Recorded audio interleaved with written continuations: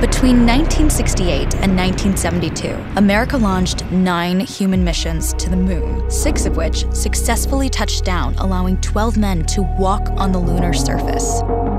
NASA's next chapter of lunar exploration, called Artemis, has the task of not just going to the moon to create a long-term human presence on and around it, but also to prepare for ever more complex human missions to Mars.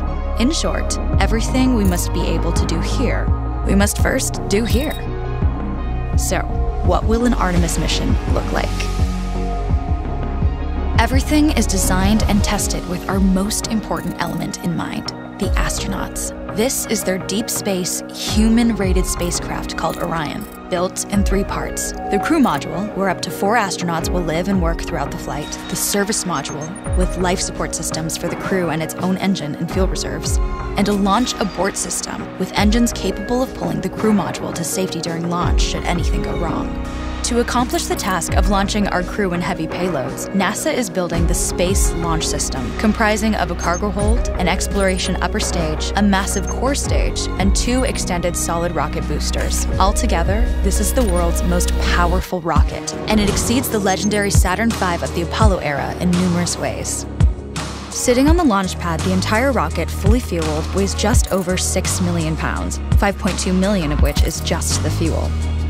Once ignited, there is no stopping what comes next. All 4 RS-25 engines and the 2 solid rocket boosters come to life, thundering our crew upwards. 2 minutes after ignition, the solid rocket boosters are spent and released. 8 minutes after launch, the core stage is depleted and separated. The upper stage fires briefly, placing Orion into a parking orbit around the Earth. Here, the crew reconfigure the spacecraft and check systems to confirm everything is ready for deep space travel. With a go from mission control, the crew reignite the exploration upper stage engines to leave Earth entirely. The exact timing of this maneuver is critical to reach a speed that can escape Earth's gravitational pull, but also put Orion on a course that will intersect the moon days later.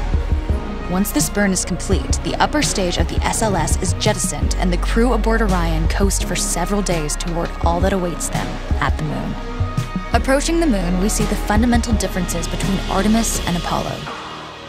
Instead of requiring Orion to serve as an expendable lunar command module or to carry a constrained lunar lander, the Artemis missions will take advantage of a different approach: pre-staging. Everything needed for lunar missions will be positioned in advance by commercial and international partners. This includes rovers, science experiments, and human-rated systems on the surface. But it also includes a dedicated lunar station in orbit around the moon called Gateway. Here at this station, we can pre-stage a robust lunar lander and establish a strong communications relay. Designed with open standards, the Gateway can be expanded as new missions and partnerships develop, allowing multiple human missions on the moon at the same time and enabling ongoing science to be conducted even between human missions. The Gateway is also capable of adjusting its orbit to allow access to every part of the moon, something the Apollo missions could not do. But the real key in this approach is placing Gateway in a unique halo orbit to perfect the maneuvers needed for Mars missions. And with the growing list of commercial and international opportunities, Gateway is the ideal hub between Earth and all that lies beyond. Returning to our crew as they approach Gateway, the Orion must match the elliptical orbit of the station in order to successfully dock.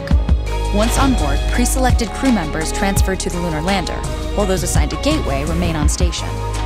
The lunar lander system itself is built for 3 unique steps: descending from the halo orbit of Gateway down to a low lunar orbit, descending from low lunar orbit to the surface, and once the lunar mission is complete, launching from the surface of the moon and ascending all the way back to the orbiting Gateway.